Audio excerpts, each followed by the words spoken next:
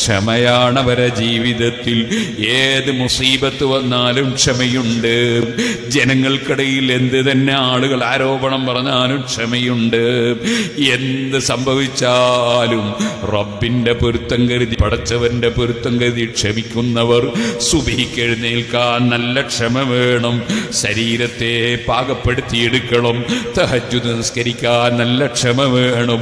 ഓരോ ദിവസവും അല്പമെങ്കിലും ഖുർആൻ ഓതാൻ ക്ഷമ വേണം. ദിക്ർ ചൊല്ലാൻ ക്ഷമ വേണം. നിസ്കാരത്തിന് ശേഷം 33 സുബ്ഹാനല്ലാഹ്, 33 അൽഹംദുലില്ലാഹ്, 33 അല്ലാഹു അക്ബർ, ഒരു ലാ ഇലാഹ ഇല്ലല്ലാഹു വഹ്ദഹു ലാ ശരീക ലഹ്, അവസാനം വരെ 100 ദിക്ർ ചൊല്ലാൻ ക്ഷമ വേണം. അല്ലെങ്കിൽ ശൈത്താൻ പെട്ടെന്ന് ഇറങ്ങണം എന്ന് തോന്നിപ്പിക്കും. മറ്റ് പലതും നമ്മൾ മനസ്സിലേക്ക് കൊണ്ടുവരും. നല്ലത് ചെയ്യാൻ ക്ഷമ വേണം. മറ്റുള്ള കൂട്ടുകാർ കള്ളു കുടിക്കുമ്പോൾ അത് ചെയ്യാതിരിക്കാൻ ക്ഷമ വേണം. മറ്റതാ വേറൊരു സ്നേഹിതൻ അന്യപെണ്ണിനെ ചാറ്റ് ചെയ്യുമ്പോൾ അത്തരം ദുസ്വഭാവമില്ലാതിരിക്കാൻ ക്ഷമ വേണം. അങ്ങനെ ക്ഷമിക്കേണ്ടതിനൊക്കെ ക്ഷമിക്കണം.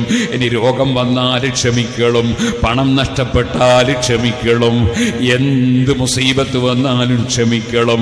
അങ്ങനെ ക്ഷമിക്കുന്ന ആളുകൾ ബിമാ സബറൂ, അവർ ക്ഷമിച്ചു നിന്ന കാരണത്താൽ അവർക്ക് സ്വർഗം നൽകപ്പെടുന്നു.